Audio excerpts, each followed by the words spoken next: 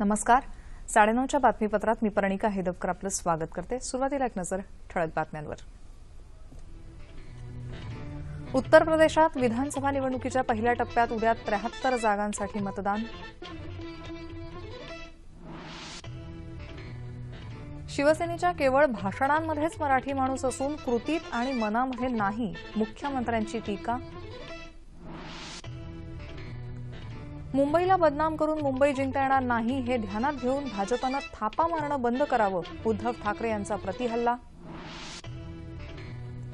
पंतप्रधान आणि मुख्यमंत्र्यांविरुद्ध शिवसेनेकडून होणारी बोचरी टीका अयोग्य, माधव भांडारी. विमुद्रीकरणानंतर भ्रष्टाचार न थांबता जनतेलाच त्याचा मोठा फटका बसला असल्याचं धनंजय मुंडे यांचा आरोप. तमिळनाडूतला राजकीय पेच कायम, शशिकला यांच्या विरुद्धच्या याचिकेवर तात्काळ सुनावणी द्यायला सर्वोच्च न्यायालयाचा नकार. संसदेत तसंच राज्य विधिमंडळात महिलांना 33% आरक्षण देणारं विधेयक लवकरच संमत होईल, व्यंकय्या नायडू. आणि बांगलादेश विरुद्धच्या कसोटी मालिकेत विराट कोहलीचं शानदार द्विशतक, सलग 4 कसोटी द्विशतक झळकावणारा जगातला पहिला फलंदाज. आणि आता पाहूयात सविस्तर वृत्त. उत्तर प्रदेशात उद्या विधानसभा निवडणुकीसाठी पहिल्या टप्प्यात 73 जागांसाठी मतदान होत आहे. या पार्श्वभूमीवर राज्यातले राजकीय पक्ष आणि उमेदवारांनी आज आणि उद्या वृत्तपत्रात जाहिराती प्रसिद्ध करण्यावर निवडणूक आयोगानं बंदी घातली आहे. राज्य आणि जिल्हास्तरीय प्रसारमाध्यमं प्रमाणपत्र आणि देखरेख समितीकडून जाहिरातीसाठी पूर्व प्रमाणपत्र घेण्याचे निर्देशही आयोगानं दिले आहेत. मुद्रित माध्यमातील जाहिराती दिशाभूल करत असून वातावरण दूषित होत असल्याचं यापूर्वी आढळून आल्याच्या पार्श्वभूमीवर हा निर्णय घेण्यात आला आहे. सर्व राजकीय पक्ष, उमेदवार आणि वृत्तपत्रांना या संदर्भात निर्देश जारी करण्यात आले आहेत. निवडणूक काळात जातीय आणि सामाजिक सलोखा कायम ठेवण्यात कोणतीही हयगय खपवून घेतली जाणार नाही, असं मुख्य निवडणूक आयुक्त नसीम जैदी यांनी लखनौ इथं स्पष्ट केलं आहे. दरम्यान उद्या पश्चिमी उत्तर प्रदेशातल्या 15 जिल्ह्यात विधानसभेच्या 73 जागांसाठी मतदान होत आहे.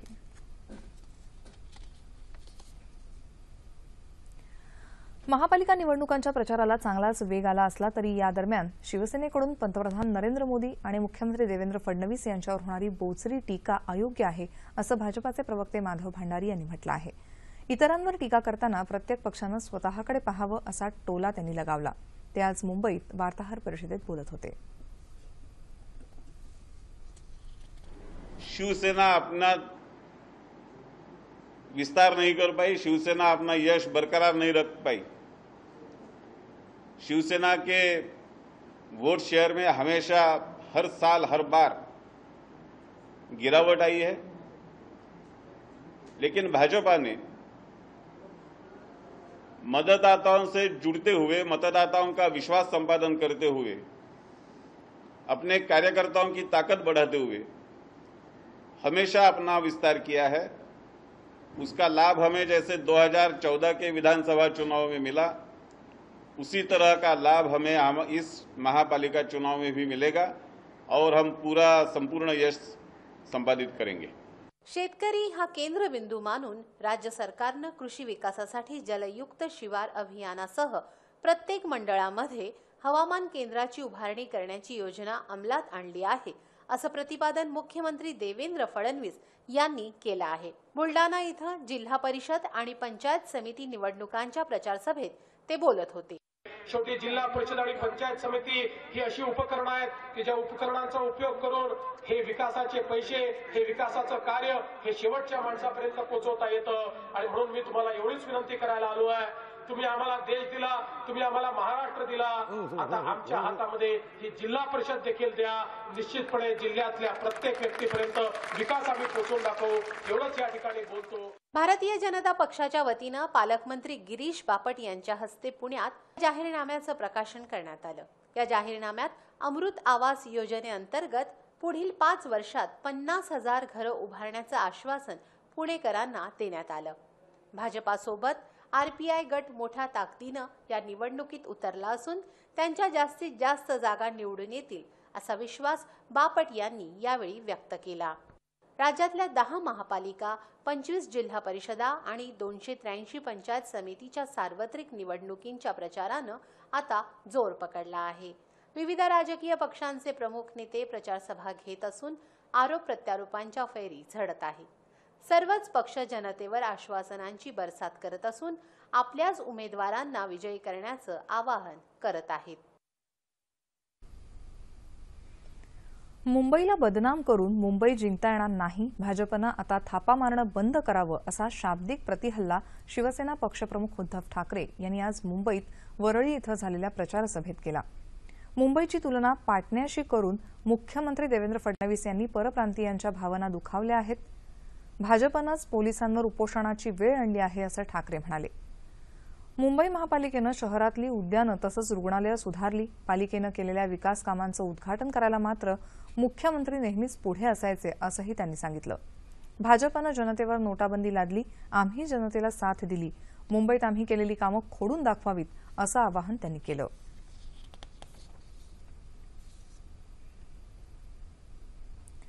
पंतप्रधान नरेंद्र मोदी यांच्या नेतृत्वाखाली एकेकाळी देशात आणि राज्यात भाजपची लाट आली असली तरी समुद्रात ज्याप्रमाणे भरतीनंतर ओहोटी येते त्याप्रमाणे राज्यातल्या आगामी निवडणुकांमध्ये ही लाट ओसरत असल्याचं दाखवून द्या असं आवाहन राष्ट्रवादी काँग्रेसचे नेते आणि माजी उपमुख्यमंत्री अजित पवार यांनी केलं आहे.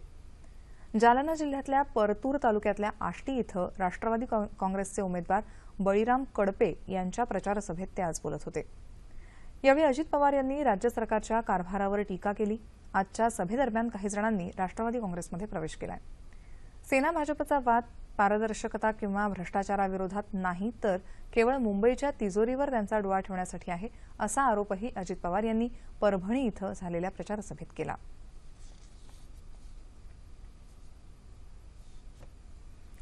भ्रष्टाचार रोखण्यासाठी सरकारनं विमुद्रीकरणाचा निर्णय घेतला, मात्र भ्रष्टाचार थांबला नाहीच, उलट जनतेला मात्र त्याचा फटका बसला असा आरोप विधान परिषदेतले विरोधी पक्षनेते धनंजय मुंडे यांनी केला आहे. जिल्हा परिषद आणि पंचायत समिती निवडणुकीसाठी अहमदनगर जिल्ह्यातल्या पाथर्डी तालुक्यातल्या बोधेगाव इथं राष्ट्रवादी काँग्रेसच्या उमेदवारांच्या प्रचारसभेत ते आज बोलत होते. अच्छे दिनचं स्वप्न दाखवून पंतप्रधान नरेंद्र मोदी यांनी सत्ता मिळवली, मात्र हे स्वप्न धुळीला मिळालं असं सांगून सर्वच पातळ्यांवर अपयशी ठरलेल्या या सरकारच्या विरोधात कौल देऊन विकासासाठी आपल्या पक्षाला विजयी करा असं आवाहन मुंडे यांनी केलं. डिजिटल इंडियाच्या नावाखाली ग्रामीण भागात आर्थिक व्यवहार ठप्प झाल्यानं बलुतेदारी पद्धत पुन्हा आल्यासारखी परिस्थिती निर्माण झाल्याचा टोला त्यांनी लगावला. यवतमाळ जिल्ह्यातही धनंजय मुंडे यांनी आज प्रचारसभा घेतली. विमुद्रीकरणामुळे शेतकऱ्यांचा फायदा होणं तर दूरच, उलट कापूस आणि सोयाबीनचे भाव पडल्यानं राज्यातला शेतकरी अडचणीत सापडला अशी टीका मुंडे यांनी केली. विमुद्रीकरणामुळे काळा पैसा बाहेर येईल असं केंद्र सरकारनं जाहीर केलं होतं, प्रत्यक्षात मात्र सर्वसामान्यांनाच रांगेत उभं राहावं लागलं असं ते म्हणाले. शिवसेनेचे मंत्री जर शिवसेनाप्रमुख बाळासाहेब ठाकरे यांचे खरे अनुयायी असतील तर त्यांनी खिशात राजीनामे घेऊन फिरण्यापेक्षा राजीनामे देऊन सत्तेतून बाहेर पडावं असं धनंजय मुंडे म्हणाले.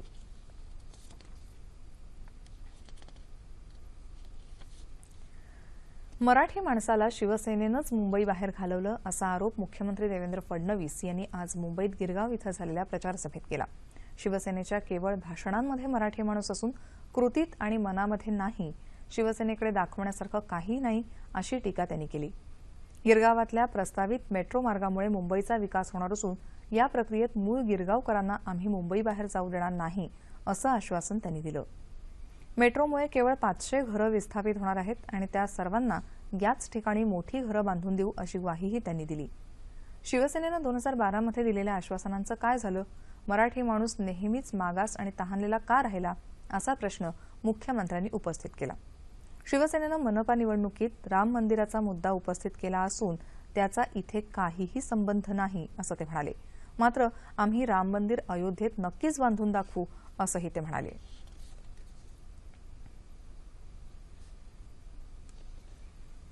तमिळनाडूतील राजकीय पेचप्रसंग कायम असून शशिकला यांच्याविरुद्ध दाखल केलेल्या याचिकेवर तात्काळ सुनावणी घ्यायला सर्वोच्च न्यायालयानं आज नकार दिला. शशिकला यांचा मुख्यमंत्रीपदी होणारा शपथविधी थांबवावा अशी याचिका सर्वोच्च न्यायालयात दाखल करण्यात आली आहे. दरम्यान या पेचप्रसंगावर राज्यपाल चे विद्यासागर राव काय निर्णय घेतात याकडे सर्वांचं लक्ष लागलंय. अण्णा द्रमुकच्या महासचिव व्ही के शशिकला यांनी काल संध्याकाळी राज्यपाल चे विद्यासागर राव यांची राजभवनात भेट घेऊन सरकार स्थापनेचा दावा केला. आपल्या समर्थक आमदारांच्या नावांची यादी सादर करून सरकार स्थापनेसाठी निमंत्रण देण्याची विनंती त्यांनी राज्यपालांना केली. पनीरसेल्वम यांच्या राजीनाम्यानंतर 5 फेब्रुवारी रोजी शशिकला यांची विधिमंडळ पक्षनेतेपदी निवड झाली होती. दरम्यान आपल्याला राजीनामा देण्यास भाग पडल्याचं तसंच गरज पडल्यास आपण राजीनामा मागे घेणार असल्याचं काळजीवाहू मुख्यमंत्री पनीरसेल्वम यांनी काल स्पष्ट केलं. पनीरसेल्वम यांनीही काल राज्यपालांची भेट घेतली आणि राज्यातील राजकीय परिस्थितीविषयी चर्चा केली. संसद तसंच राज्य विधिमंडळामध्ये महिलांना 33% आरक्षण देणारं विधेयक लवकरच संमत होईल असा विश्वास माहिती आणि प्रसारण मंत्री व्यंकय्या नायडू यांनी व्यक्त केला आहे. आंध्र प्रदेशची नवी राजधानी होणाऱ्या अमरावती इथं बिगर राजकीय पहिल्या राष्ट्रीय महिला संसदेत ते आज बोलत होते. या ऐतिहासिक परिषदेला उपस्थित राहत असल्याबद्दल नायडू यांनी आनंद व्यक्त केला. केवळ विधेयक पुरेसं नाही, राजकीय इच्छाशक्ती आणि प्रशासकीय कौशल्य आवश्यक आहे असं सांगून या संदर्भात राजकीय पक्षांनी दृढ निश्चय दर्शवण्याची गरज त्यांनी व्यक्त केली. लिंगाधारित असमानतेचा आपल्या आर्थिक विकासावर गंभीर परिणाम होतो असं सांगून ही असमानता दूर करण्यावर लक्ष केंद्रित करायला हवं असं नायडू यांनी सांगितलं. महिला सबलीकरण लोकशाहीला बळकटी या संकल्पनेवर आधारित या महिला संसदेत समाजातल्या विविध स्तरातल्या महिलांच्या समस्यांवर तोडगा काढण्यावर विचारविनिमय होण्याची अपेक्षा आहे. महिला सबलीकरणावरच्या अमरावती जाहीरनाम्यानं या संसदेची सांगता होणार आहे. सामाजिक, आर्थिक आणि राजकीय क्षेत्रात महिला सबलीकरण या विषयावर राजकारण, कला आणि संस्कृती, क्रीडा, शिक्षण, उद्योग, प्रसारमाध्यमं, चित्रपट, न्यायसंस्था तसंच सामाजिक क्षेत्रातल्या महिला आपले विचार मांडणार आहेत.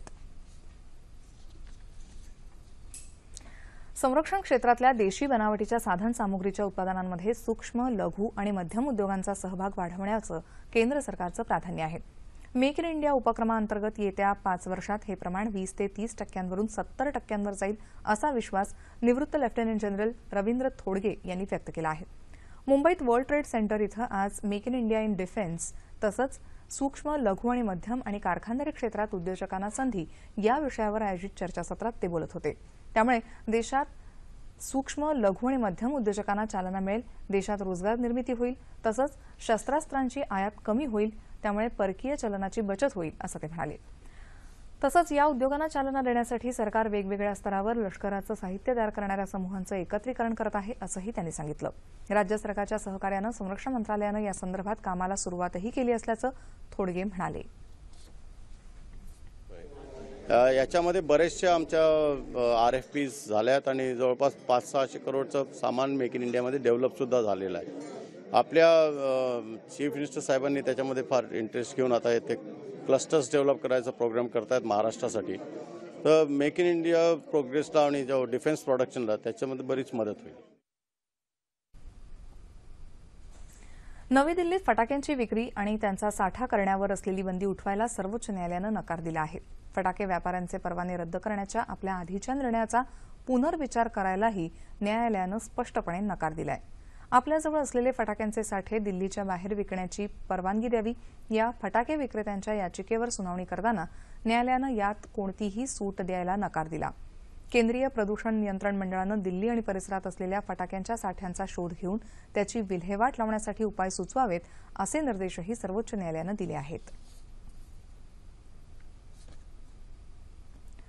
संत रविदास यांची आज जयंती आहे. त्यानिमित्त राष्ट्रपती प्रणव मुखर्जी आणि पंतप्रधान नरेंद्र मोदी यांनी आज आदरांजली वाहिली. चर्मोद्योग विकास महामंडळाचे जिल्हा कार्यालयात संत रविदास यांची जयंती साजरी करण्यात आली.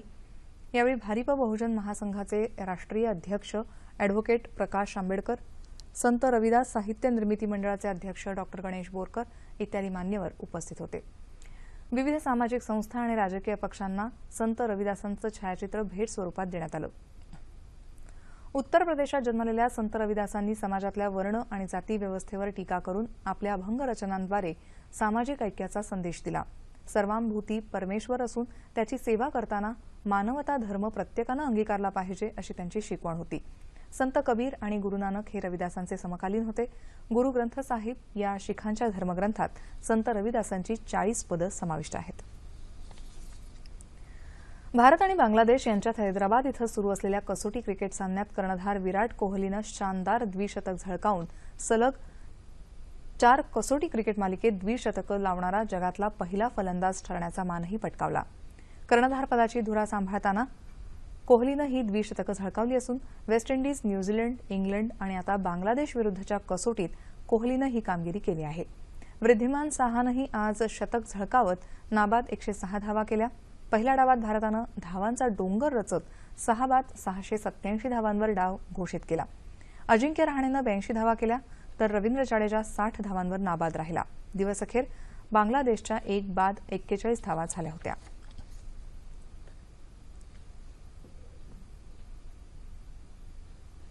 हवामान. राज्यात मध्य महाराष्ट्र, मराठवाडा आणि विदर्भाच्या काही भागात किमान तापमानात सरासरीच्या तुलनेत लक्षणीय वाढ झाली आहे, तर कोकण आणि गोव्याच्या काही भागात किमान तापमानात सरासरीच्या तुलनेत किंचित घट झाली आहे. येत्या 48 तासात राज्यात सर्वत्र हवामान कोरडं राहण्याची शक्यता वेधशाळेनं वर्तवली आहे. तापमान अंश सेल्सिअसमध्ये. मुंबई कमाल 32, किमान 16. नागपूर 31, 16. पुणे 33, 14. औरंगाबाद 32, 17. नाशिक 32, 12. कोल्हापूर 33, 19. रत्नागिरी 31, 18. सोलापूर 35, 18. आणि अमरावती कमाल 31, किमान 16 अंश सेल्सिअस. ठळक बातम्या पुन्हा एकदा.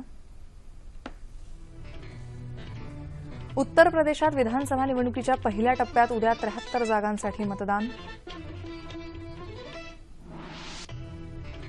शिवसेनेच्या केवळ भाषणांमध्येच मराठी माणूस असून कृतीत आणि मनामध्ये नाही, मुख्यमंत्र्यांची टीका. मुंबईला बदनाम करून मुंबई जिंकता येणार नाही हे ध्यानात घेऊन भाजपनं थापा मारणं बंद करावं, उद्धव ठाकरे यांचा प्रतिहल्ला.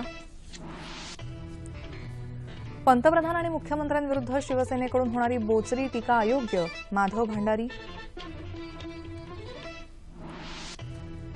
विमुद्रीकरणानंतर भ्रष्टाचार न थांबता जनतेलाच त्याचा मोठा फटका बसला असल्याचं धनंजय मुंडे यांचा आरोप. तमिळनाडूतला राजकीय पेच कायम, शशिकला यांच्या विरुद्धच्या याचिकेवर तात्काळ सुनावणी घ्यायला सर्वोच्च न्यायालयाचा नकार. संसदेत तसंच राज्य विधिमंडळात महिलांना 33% आरक्षण देणारं विधेयक लवकरच संमत होईल, व्यंकय्या नायडू. आणि बांगलादेश विरुद्धच्या कसोटी मालिकेत विराट कोहलीचं शानदार द्विशतक, सलग 4 कसोटीत द्विशतक झळकावणारा जगातला पहिला फलंदाज. याबरोबरच हे बातमीपत्र संपलं. तेव्हा पुन्हा भेटूया उद्या सकाळी 8:30 वाजता आपल्या सह्याद्री वाहिनीवर. नमस्कार.